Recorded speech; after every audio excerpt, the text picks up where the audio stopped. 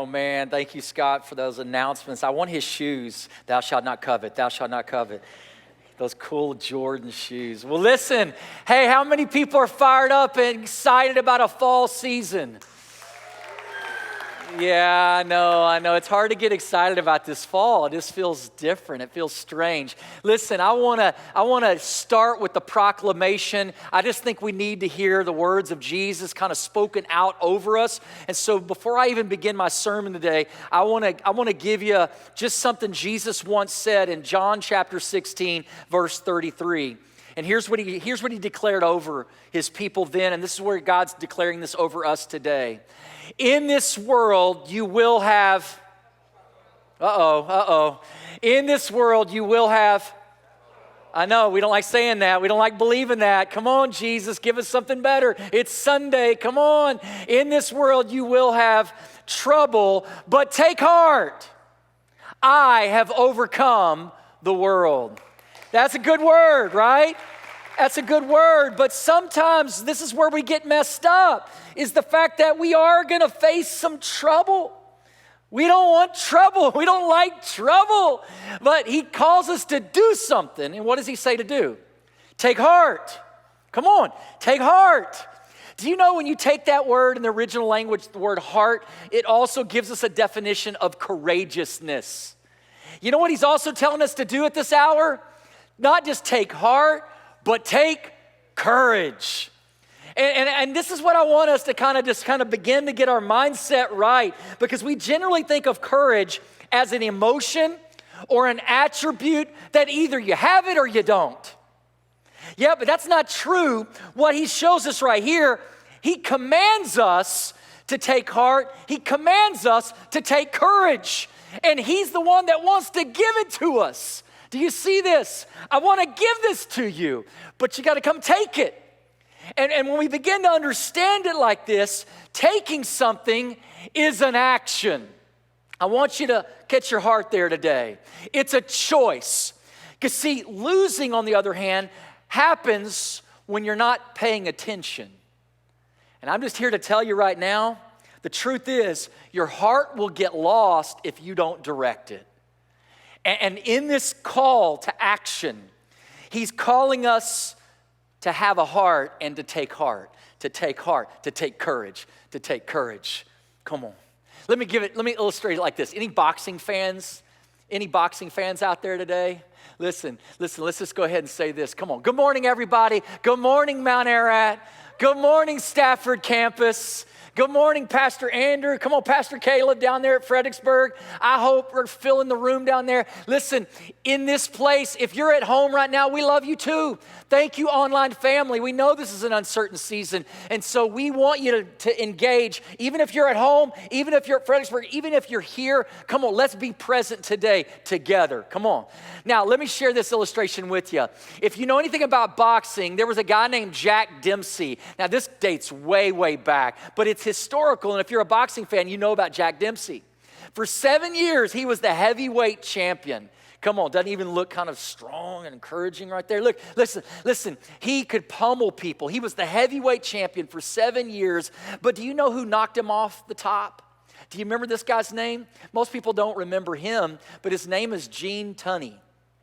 And this guy, Gene Tunney, shows up kind of out of nowhere on the scene. And I want to share with you a little bit about Gene Tunney, because Gene Tunney was in the military, and he actually had an accident when he was in the military where he broke every bone in both hands.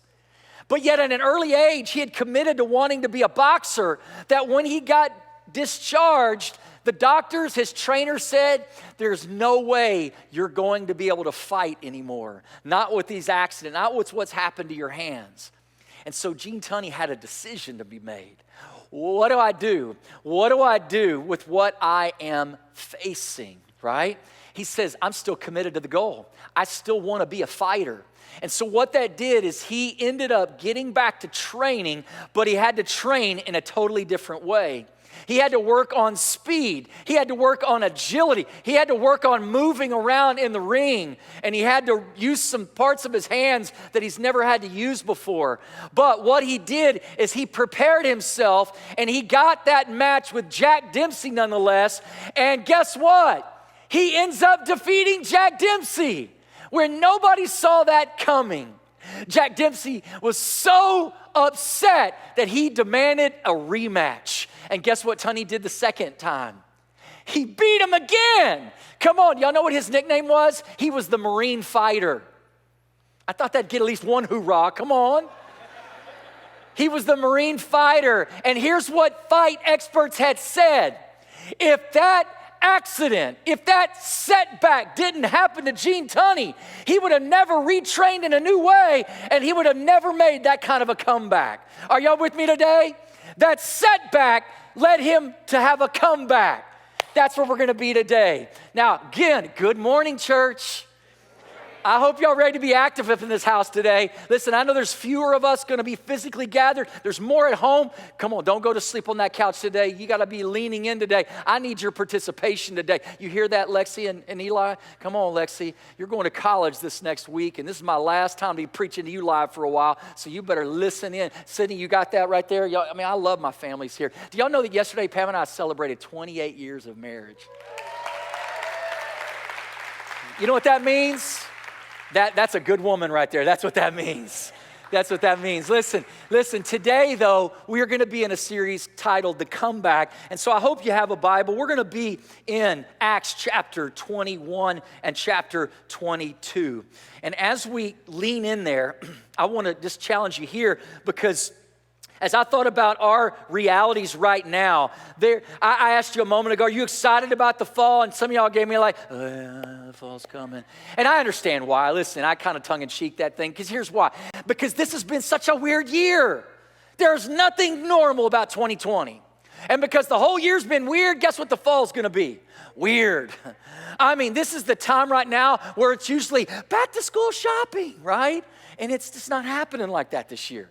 This is the time of year where you start thinking seasons are going to change. Come on, Friday Night Lights is coming back, right? Football, back on the fall, Friday nights. I can hear the band right now. Come on, drum corps. I can hear the music already revving. And all of a sudden, that's not going to happen this year. It's like, it's weird. It's weird. And so how do we get excited? How do we get excited about what's ahead when what's ahead seems grim? You know what I'm talking about? And here's the reality of it is that it's not just what we're facing ahead, but I'm looking down the road and I still don't see light at the end of the tunnel. I don't know when this thing's going to be over, how long until we can go back to some normal, right? And all of a sudden it's this tension that we all feel. And so here we are. What are we going to do? And everything about this fall is always a season for what? It's a season of new beginnings. Come on, new patterns, new habits. This is when we're going to get into new routines. This is when we're going to begin some new rhythms. Our kids aren't going to be vampires anymore. They're going to get up and go to school now. All these things that we get to new friendships, all these new things. And then you're like, but this fall, is that going to happen? I mean, what's school going to be like? What's our jobs going to look like? What's activities going to look like? What's church going to look like? I mean, we're looking ahead and going, I don't know. It doesn't look like it's going to be any different anytime soon. And it's like, how can we take this fall, which feels like a setback, and turn it into a comeback? Anybody need a comeback today? Anybody here today need a comeback? This is your chance, right? Do we need to? Then let's go to the Word and see what happens in where Paul is, because I think Paul demonstrates what it looks like even when things feel impossible. Now, if you turn to Acts 21, and you've been with us the last few weeks, we're going to keep on moving through this book, watching Paul hit a finish line in his life. Now, last week, Paul was out there on the shore of Miletus, and he's having one final farewell with the elders of Ephesus, the leaders of that church. And now he's going to move somewhere. Let's look at the map real quick. He's going to sail from the Asia continent right there. He's going to move closer to going back to his home, familiar territory. He's going to land in Caesarea, and then he's going to eventually do the rest of the journey on foot to get back to Jerusalem. I want you to kind of see the location of this and the travel of this, because I want you also to see the vastness of what's happening here. Now, in this idea of Caesarea, when he arrives there and gets on land, there's people there to greet him, and there's this prophet that's going to predict what's going to happen to him. This prophet comes over to Paul and takes Paul's belt off of Paul. And then he takes the belt and around his own hands and his own feet, he ties himself up and he says, this is what's going to happen to the owner of this belt when this guy goes back to Jerusalem. The Jewish leaders are going to take you and bind you.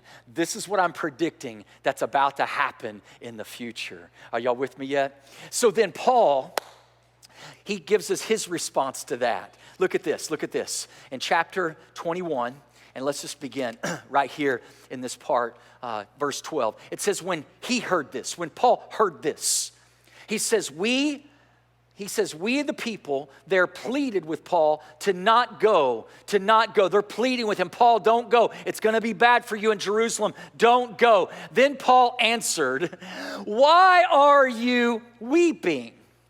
Why are you weeping? Why are you breaking my heart? Come on, don't go breaking my. Y'all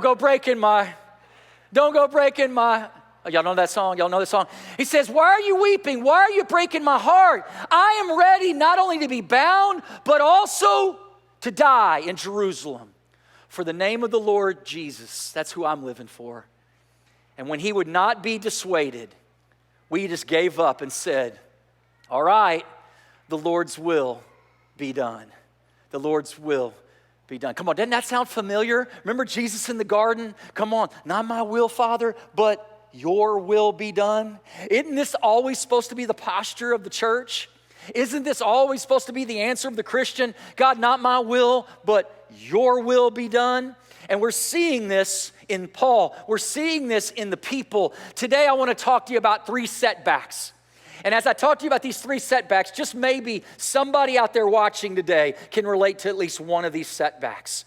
And as we look here together, I want you to see these setbacks, and I want you to see how Paul handles each one of these setbacks. The first one, if you're a note taker, is what's ahead? What's ahead? Now, the road ahead for Paul is not good. Come on, his fall's not any better than where he is right there. It's going to get worse, is what his friends say. And the friends try to hold him back. But Paul didn't allow the prediction of an unfavorable future, an unfavorable forecast, keep him from following God. I love this boldness in his life. You see, he is living for something greater. He is living for someone greater. Do you see it? Do you see it? Listen, I want you to see that his life is not his own. Remember back in Galatians chapter 2, verse 20, where Paul says, he says what? I've been crucified with Christ. I no longer live. It's now Christ that lives in me. That was more than just a verse and a soundbite. That was his life. That was his livelihood as he was living for the kingdom. Now, this goes against the grain. This goes against the grain of the modern day that we live in. The modern day, the world of comfort that we prefer. The world of freedom that we declare and we prefer. The world of prosperity that we kind of come to expect in living in the country and the culture of being an American. This kind of thinking goes against that grain. Listen, we don't want to face hard times. We don't even want to have a bad day. Y'all know what I'm talking about? I want everything to be high and to the right, everything to go out and work the way it's supposed to work out. Listen though, I just want to ask you personally, what have you lost? What have you experienced in the last 4 months of your life? A lot has changed. Come on, what's been the pro and the cons of the last 4 months for you? Because I guarantee you, if you look hard enough, you'll see some silver linings in it. But a lot of us have been frustrated because a lot of what's happened has not been what we would have chosen or preferred. And a lot of the last 4 months, we just don't like it. It's not been the life that we wanted. Listen, our world has dramatically changed. So much has been canceled. So much has been silenced. So much has stopped. But the scarier part is we don't know how much longer it's going to be. Now, in all of this, the forecast ahead might not be good. Well, guess what? Paul's wasn't either. But how did he handle what was happening? I want you to see this. I want you to experience this. Because when we look at Paul's life, here's what I know. Paul had a choice, and just like you and I, we have a choice. And I'm going to give you this bottom line, this big idea multiple times, because I want you to see this, because this is what the message is all about. Here it is. Here's the choice. You can make excuses or make progress, but you can't make both. Y'all got that yet? I don't believe you. So here we go. I want you to say it out loud with me. Listen, we got a choice to make. You can make excuses or make progress, but you can't make both. Y'all got it yet? I'm going to preach that in a minute because some of y'all need it again and again and again. We're short-term memory bank, right? We need to keep listening. We need to keep learning. Listen, can I tell you about Paul? Paul chose to move forward to Jerusalem even though it involved suffering ahead. Suffering in this world, facing adversity when living for Jesus was not surprising for Paul. It just wasn't. It was part of the decision when he surrendered all to follow him. Remember how Paul became a Christ follower? We actually get this prediction of what his world was going to be. We look back in Acts chapter 9. This is Paul's salvation story. This is his testimony, right? Remember what it said when he went to go visit Ananias? God actually used this message to Ananias to be proclaimed over Paul. Here's what the word said, verse 15. It says, the Lord said to Ananias, go. This man Saul, who's going to become Paul, is my chosen instrument to proclaim my name to the Gentiles. Come on, the non-Jews, their kings, and to the people of Israel. And I will show him how much he must suffer for my name. Now, if that was your invitation to follow Jesus, who's in on that one? I'm going to follow you, Jesus, and you're going to show me how much it is to suffer for your name. Yet this is the invitation for Paul. Listen, he's not confused of who he's living for, even though it means life in this world is not always going to go well for him. Paul chose progress over excuses. And so here's the question. Come on, both campuses. Come on online. What are you going to choose? What are you going to choose right now with what's ahead? What is your choice?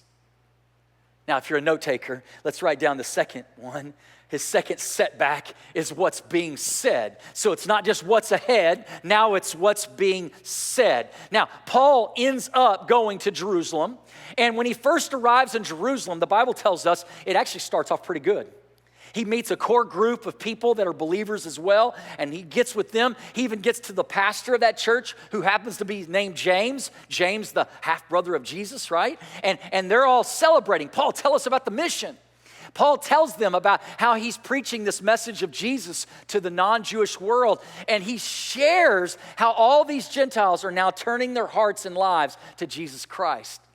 If you keep reading right there, they actually praise God and have a moment to say, God, this is what you're all about. But then they stop Paul and they say, but listen, we need to tell you something, Paul. There's a group that wants your head on a platter. There's some people that are not happy right now with what you are doing. Matter of fact, they believe you're preaching against Moses. They believe you're preaching against our Jewish traditions, and they're not happy with you. So you need to know that you're about to face some opposition. Now, this is where I pause in the message and say this. Were they jealous? Perhaps.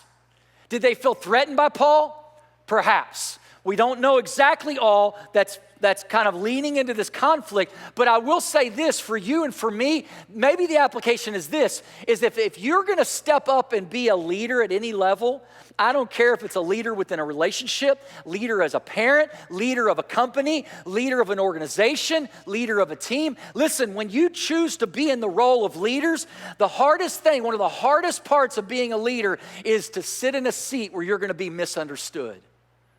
But that's the role of leadership. You know why I know that? Because as a leader, you're going to be invited in at times to have to what? Make tough decisions and to have tough conversations. Come on, if you've been a leader more than a day, do you agree with that? And when you step up to make tough decisions and have tough conversations, there are going to be people you're leading that are not going to understand why you're doing what you're doing sometimes. And being misunderstood as a leader is just part of the territory. But see, that pushes against us because you know what? There's so much about us that just wants to be liked. We just want to be loved. We just want to be appreciated. But listen, if you're going to compromise leading to be loved and liked, then you're not really going to lead. Because a real leader weighs the cost, and the role of responsibility of a leader is to be willing to sacrifice popularity for leadership. Come on, is this for somebody today in your world, in your life right now, where you're living misunderstood? I'm here to tell you, listen, it might be your staff. Come on, it might be your team. It might be your kids. When they don't understand, you know what they're going to start doing? They're going to start questioning. They're going to start questioning you and the trust they have in you, the belief they have in you, and then they're going to start talking trash all about you. If you want to be a leader, are you ready for people to start talking trash about you? Hello, Pastor. Pastor Todd, you want to be a leader, Pastor Todd? Then you got to be ready for people to start talking trash about you. Are you ready for that? Because as you make decisions, as you have tough conversations, not everybody's going to get it. But yet, am I going to get paralyzed by what's being said? Are you going to get paralyzed by what's being said? Listen, we're going to feel it, right? But you got to realize this. You can't allow the setback to hold you back.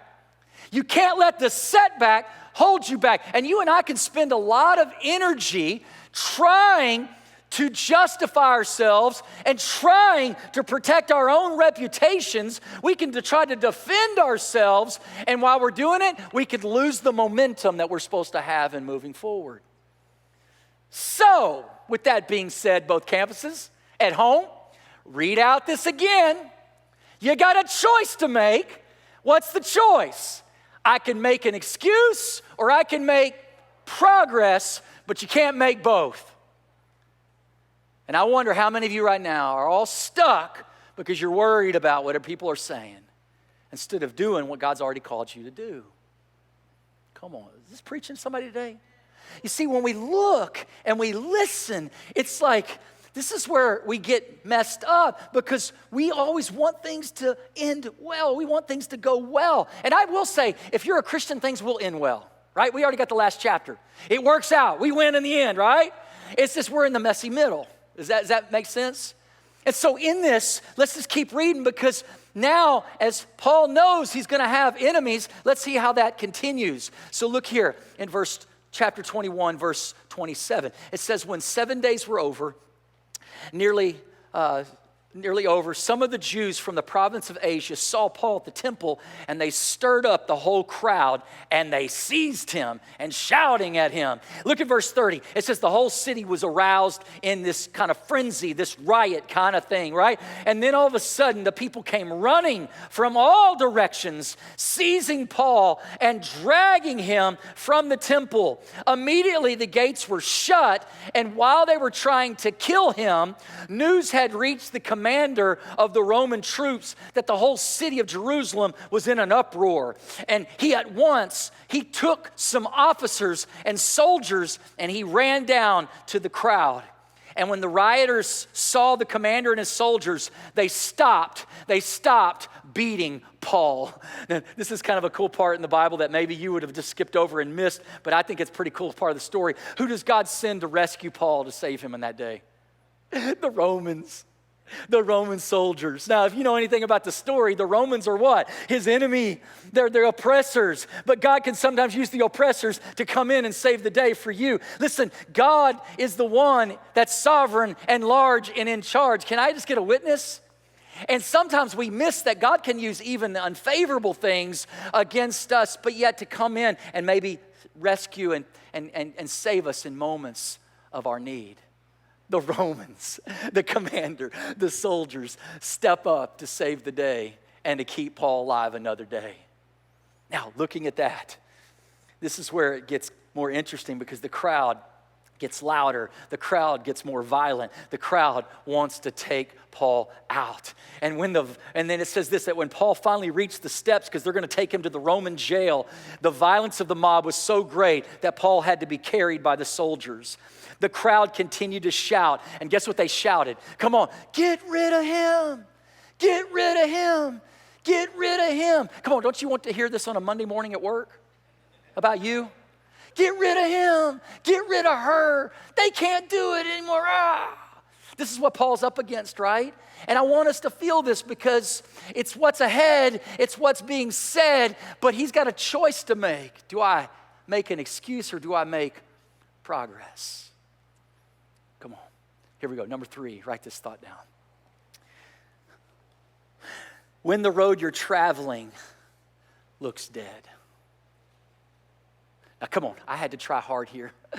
I tried hard to take these setbacks and make them rhyme so that you could remember it more than a day. And I had to kind of lean in here for a minute. Come on, go with me for a minute. Come on, what's his setback? It's what's ahead. It's what's being said. It's when the road appears dead. But it's a dead end. Come on. We all know what a dead end is, right? Paul's hitting a dead end. And sometimes aren't we traveling somewhere and then we get there and we're like, oh, this is where it ended, right? This is where it's over. And I want us to think about this idea of a dead end. Listen, the road Paul is traveling ends in a dead end. Now, as I was thinking about that, we're going to get on a road this week and we're going to take our kids south to college. And I know a lot of colleges aren't restarting and some are doing online and some are doing hybrid, but my kids are going to a little bitty Christian college down in Florida. Of all states, we're going to Florida, right? And as we're driving them down to drop them off at Palm Beach Atlantic, we want them to have a good year. We want them to know there's risk with everything in life, but we're going to be wise, we're going to move forward, and we're going to keep making choices to move ahead. Now, what's interesting is they've been packing up their rooms, and can I just tell you, my wife and I are ready for them to pack it all up. It's like we're in transition right now, and there's stuff everywhere. And what's interesting, I'm going to go ahead and dime my family out a little bit. Listen, I know I got my kids in this service, so they better listen right now. You awake back there, Eli? Come on, don't you fall asleep on me today. Here we go. In my house, my girls have these cutouts that have been in the room for years. My oldest daughter has the Justin Bieber cutout. Oh, pray for your pastor there. And then on top of that, my one daughter, Lexi, has Captain America in her room. Come on, Chris Evans. And then in Sydney's room, she's got One Direction. She's got Nile up in her room. And they've been having so much fun as they're cleaning up their rooms to bring these cardboard cutouts and put them in our house in strategic places. Now, I'll remind you, I'm an early riser. I go to bed early and I get up early. I'm the old man grouchy at 8, 9 o'clock. Can I get a witness, right? And I'm ready to go to bed. Listen, but when I'm waking up in the morning, no lights are in the house, I'm tiptoeing out to go work out. I don't need to run into Justin Bieber in the hallway. And I can't tell you how many days I have been freaked out when I see a silhouette of somebody standing in the room and I had to double take, right? And listen, isn't it funny what makes us jump sometimes? At the end of the day, it's just cardboard. But in the middle of the night, in the context, listen, it seems what? Scary. Somebody's in my house. Listen, I'm telling you right now, there are things in our lives sometimes that feel so overwhelming, so frightening, so scary until we get up close and realize, oh, it's just cardboard. But if we don't have enough faith to keep moving forward, we'll get stuck in fear. And when I look at Paul, he's facing some real challenges. He's facing some dead ends. But I wonder for you, who here today, who's watching today, and that would be you. You're in a dead end right now. You've poured a lot of energy into someone or something, and now it's over. You invested a lot of time, a lot of money, a lot of energy into something or to someone, and now it's ended. And you're like, what do I do now? What do I do now that I've come to a dead end? And listen, this is real. The outcomes is sometimes the outcome is unexpected like a car crash. Sometimes it's coming to a slow stop, but it's a dead end nonetheless. Who here today, come on, God is dealing with you, speaking to you about the end, the dead end right now that you're up against. Listen, Paul didn't let an unfavorable future hold him back. He sure didn't let harsh questions from the crowd hold him back. So now, how is he going to face his dead end? How will he turn his setback into a comeback? What will he do? What will he adapt to? What will he have to adjust to? And then I want you to see where it goes, because this just gets even richer, even crazier, even better. It says this, that when they pulled him in, taking him on to jail, Paul says, hey, I got a request. I want to go back out to that angry crowd and I want to preach to them. And I'm thinking, as a pastor, Paul's crazy. This guy's not afraid of anything, but he's willing to go and he's willing to share. Now, here's what you need to know about Paul. We get his testimony like 3 times in the book of Acts. First, we get it real time when he's on the road to Damascus, and we get the details of it, but then we get to hear him retell it a couple more times in the book of Acts.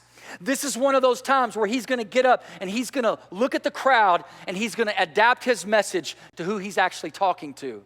He's talking to some angry Jewish people in this crowd this day in Jerusalem, and he's going to adapt his words to speak directly to them.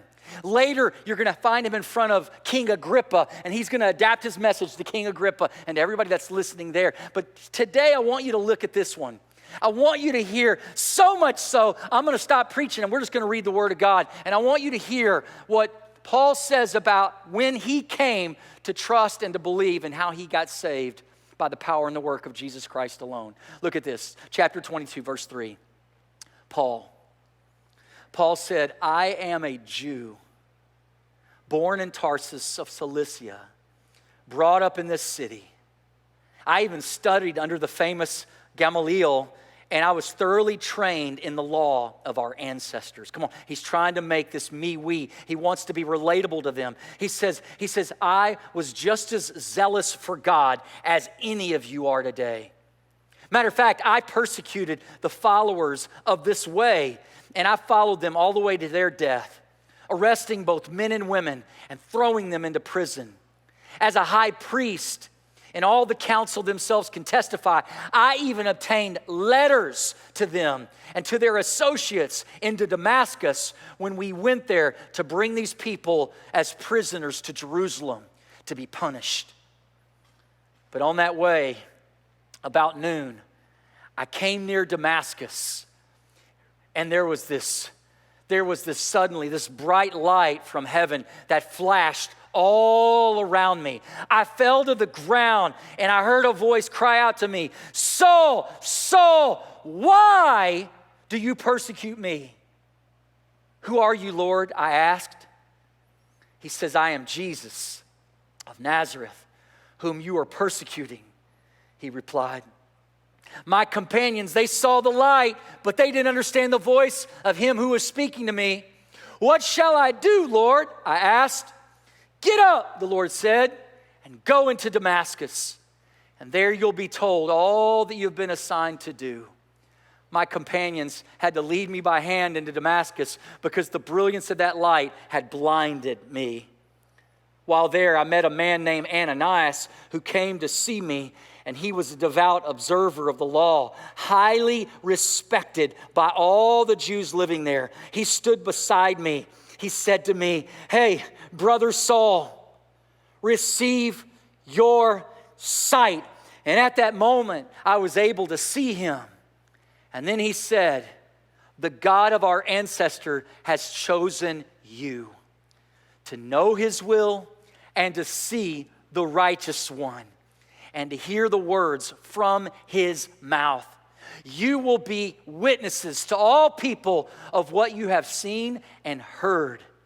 And now you're waiting, and what you're waiting for. So get up. Come on, Paul, get baptized. Wash your sins away, calling on his name. And when I returned to Jerusalem, I was praying at the temple, and I fell into a trance. I saw the Lord speaking to me. He said, quick, leave Jerusalem immediately because the people here are not going to accept your testimony about me. Lord, I replied, these people know that I went from synagogue to imprison and to beat those who believe in you. And when the blood of your martyr Stephen was shed, Paul, I was the one standing there giving my approval and guarding the clothes of all the people, that angry crowd that was killing him that day. And then the Lord said to me, go, Paul, go. I will send you far away to reach the Gentiles. Come on. Do you see what is happening here? I want you to see this because to me it's so key to the story. In the face of a setback, Paul turns to his story. Did you see this? In the face of setbacks, he turned back to his story. He turned back to his testimony. That's a word we use in church a lot, testimony. Y'all know what that word testimony means? It means you retelling when you first met Christ, when you first realized you were a sinner, when you first realized you needed a Savior, and you died to yourself, you surrendered all to Him, and you were raised to walk in a new life because of the relationship that Jesus calls you into. Your testimony is when you became a Christian. It's when you get saved. It's when you get born again. And this is interesting that when Paul is facing the dead end, where does he go? He goes back to his story. Can I ask you, what is your story? What is your testimony? This might be the very season you need to go back to retell that story to your heart and soul again and again and again and again and again. There's something about that story that reminds us of who we are. There's something about that story that reminds us of whose we are. Are y'all with me? The whole week I was planning this message, I kept thinking about Blessed Assurance, that old hymn. Because y'all know the chorus of that old hymn, right? Come on, both campuses. Y'all know the chorus, right? Even at home today. What does it say? This is my story. This is my song, praising my Savior all the day long. This is my story, this is my song, praising my Savior all the day long. Isn't that a great hymn? Isn't that a great spiritual reminder?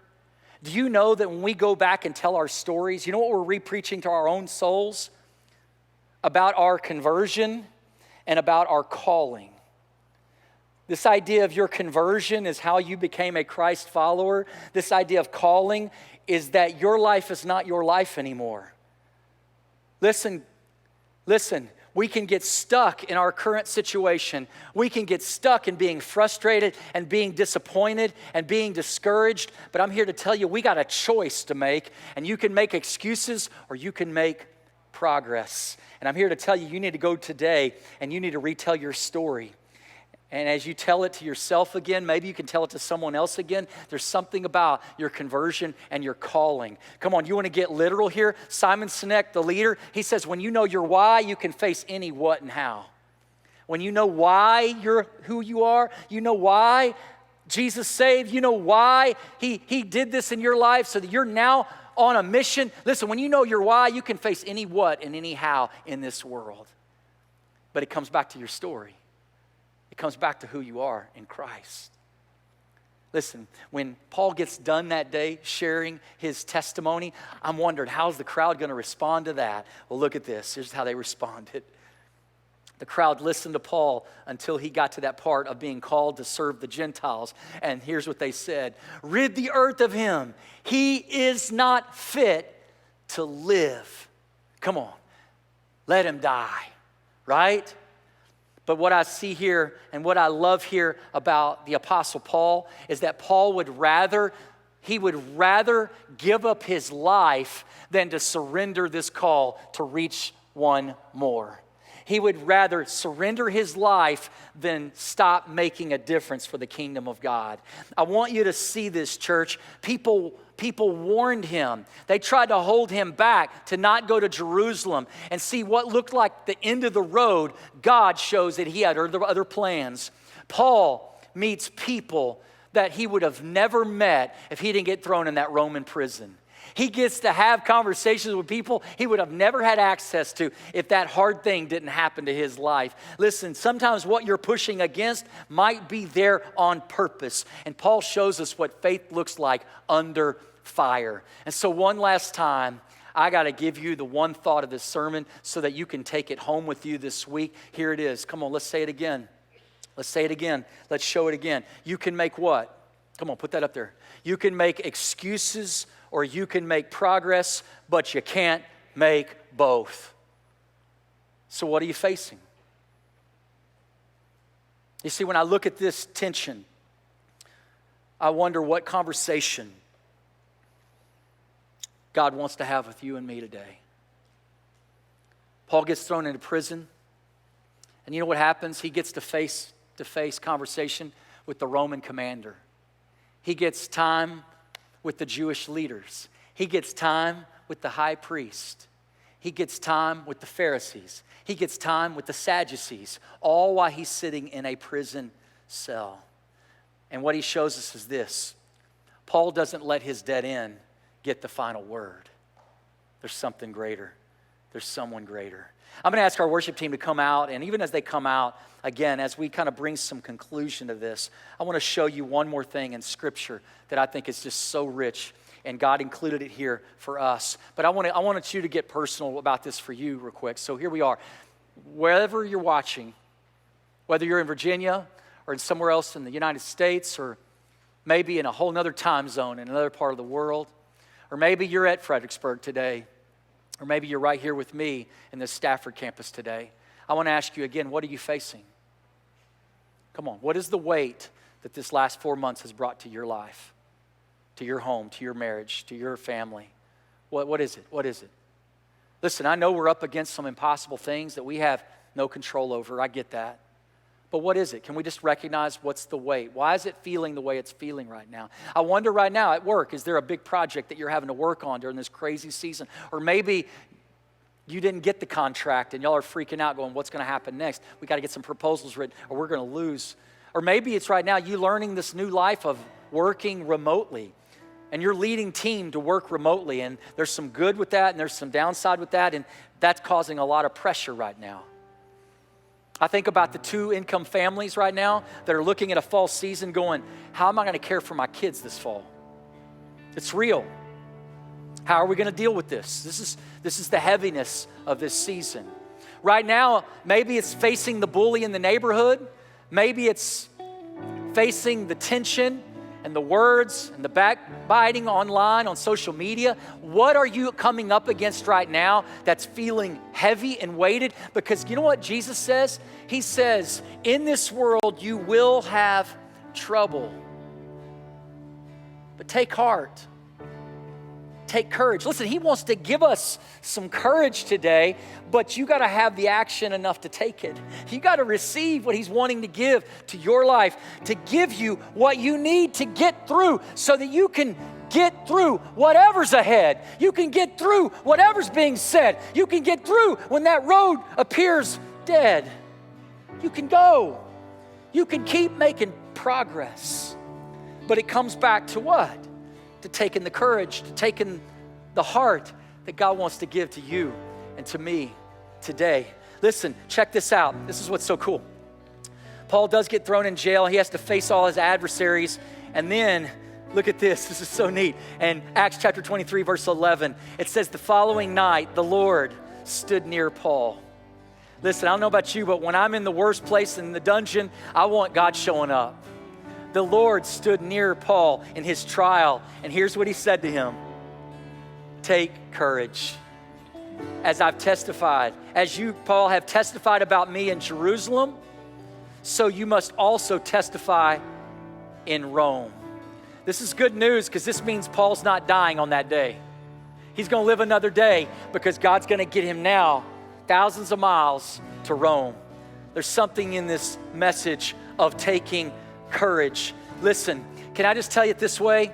You and I get to choose right now. And I just wonder right now, wherever you're watching from, what are you going to choose? And I know it's easy to make excuses. Come on, kids, right now. Everything's different. Mom and Dad, I don't, It's easy to make excuses or make progress, but you can't make both. Hey, I don't know who you're going to work for tomorrow. I know where you're going off to work tomorrow. If you're going to work from home or work in a building, listen, you can make excuses or you can make progress. What do you choose? But here's the power of this message. The antidote is believing. When we believe, we can take heart. When we believe, we can take courage. There's something about believing in someone greater than our current days and our current conflicts. Are you willing to believe? Because if you are, then your setback can become a comeback. Your setback can become a comeback. Your setback can become a comeback. Who needs a comeback today? Listen, I want to share one final story and I'm going to walk off this stage. This week, every week has been different. a lot of unscripted things. I had a wedding plan that I was doing this week. I had an unplanned wedding that I ended up doing this week as well. But I also had an unplanned funeral that I ended up doing this week. Real precious moment with the family. And I know part of the family's here, so I'm gonna be careful here. But this young man, 24-year-old guy, had to bury his father this week. His father was in the Army for 20 plus years. But his father got esophageal cancer. And in his last days, he was living with his 24-year-old son, and he passed away last week. So this week, we did a service for his dad. Can I just tell you, it was one of the most lively funerals I've been to in a long time. This young man had uncles, 5 of them. His dad grew up in a family where there were 6 boys. Come on, praise God for mom and dad, right? All 5 brothers come up to share about their brother, and they spend all their time laughing and heckling one another as they're sharing about their brother. I thought, wow, this is enlightening, you know? And I know it's always celebration of life, but when somebody dies in their 50s, that feels like too soon. But yet there was this emotion, but there was also this peace in this moment. So when I had a chance to get up and share, I thought, okay, I got to lay the script down. Where are we going to go with this? And I just felt like, man, I'm 1 month removed from burying my dad. And so I thought, you know what, I'm going to share a little bit about that story. And so I went backwards in there, and I shared about how I was concerned about my dad's spiritual condition. My dad was battling cancer. I knew his days were close. Didn't know how many more he had, but I knew we were heading that direction. And so I reached out to my dad. I texted him a prayer, and I said, Dad, I want you to pray these words before you go into your brain surgery, because we don't know if we're going to have another conversation. And I just got to know that you know Jesus is Lord over you. Blessing enough, my dad was willing to pray those words and say, thank you, son. Those words were perfect for me. A few weeks later, I preached on Easter, and I actually shared his prayer in those words. And then I talked on Easter about Jesus being crucified between 2 thieves. One thief curses Jesus, and one thief is reaching out to trust Jesus. Remember that? He said, remember me, Jesus. Remember me, Jesus. And Jesus said, today you'll be with me in paradise. And what I preached on Easter is salvation is immediate. It's immediate when we trust Jesus as Lord. And even that thief dying on the cross had a hope for heaven when he took his last breath. And I shared about my dad now had salvation that was immediate, and my dad too had hope for heaven. You may say, well, Todd, that's kind of indulgent for you to share about your dad at somebody else's funeral. But here's why I did. Because just a few days earlier, I was sitting in my office listening to this young 24-year-old kid talking about his father. And you know what he said? He said, when COVID hit, I couldn't come physically to the campuses anymore. And I was watching the Mount online, and my dad moved in with me after his surgery. My dad's a talker, but this esophageal cancer he's fighting, he had surgery and he could no longer talk. So he was living with me at my house, and we would sit on the couch and we watched the Mount together. You see, the Mount went to him. That's why I love online ministry. Amen? And as they were sitting there watching on that Easter, I got to the part talking about my dad battling cancer. His dad began to cry.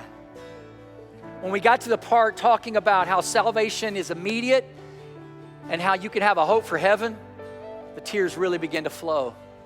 And in that moment, father and son had a moment on that couch where his dad got to affirm that he believes Jesus Christ is his Lord and Savior. So we can have a funeral, we can laugh, and we can talk, and we can share. Why? Because there's hope for heaven when you trust in Jesus alone. Can somebody be here today? Can somebody be at Fredericksburg today? Could somebody right now be online today? And you need to begin your testimony today by trusting Jesus Christ to save alone. Come on, pray with me. Father God, thank you. What an amazing morning we find ourselves in. And yet, God, when we look ahead, there isn't any promise of how this is going to change anytime soon. But what you have promised is your presence in the middle of the unknown. God, today we declare we're going to choose Jesus. And we're going to keep making progress even in the middle of the unknown. Help us when our faith is weak to remind us to take heart, to take courage, on those days when we'd rather wallow in it. We would rather spend our energy complaining, being angry, making excuses. But God, we can't have it both ways. We either choose Jesus and walking forward in progress, or we choose ourselves in our misery. Help us today to walk this next 7 days in the faith that comes from you alone. Speaking of that faith, God, I believe there's somebody here today that needs to begin with you. They need immediate salvation, and they need a hope for heaven. I don't know who you are. I don't know where you're watching from, but today I'm talking to you. Right now, where you are, would you just talk to God? That's what prayer is. Talk to God. Come on, say this to him. Say, God, you're speaking to me and to my story. I realize I need you. I need Jesus to forgive me of my sin and to save my life. I'm trusting in you. Thank you, God, for saving me. Come on, heads bowed. Right now online, look up at me, click online. Tell me today you just said yes and trusted Jesus alone to save you. I want to send you a Bible to mark this day. Let us know who you are. If you're at Fredericksburg, if you're here with me, I'm going to count to 3. When I hit 3, put your hand high in the air, hold it up. We're going to give you a card. At the end of the service, you're going to take that card to our prayer team, and we're going to give you a Bible to mark this day as your day of salvation. Now, I can't do that if I don't know who you are. Come on, it's time to be bold and proud that Jesus found you today and saved you during the middle of this whole pandemic. Come on, who are you? Who are you? 1, 2, 3. Right now, hold it up. Come on, hold it up and keep it up. Don't put it down until we get to you. Praise God. Anybody else? Come on, keep your hand high until we get to you right now. Come on, right now. Come on. Jerry, move right now. Move. Right here. Come on, Tom. Anybody else? Fredericksburg, come on, don't be shy. Be bold here. God did something great here. Father God, thank you that you're the one who saves. You're the one that changes us. You're the one that leads us. And when we're living for you, God, there's nothing that can stop what you want to do in us and through us. May we take heart. In Jesus' name I pray together. Amen. Come on, let's stand and sing.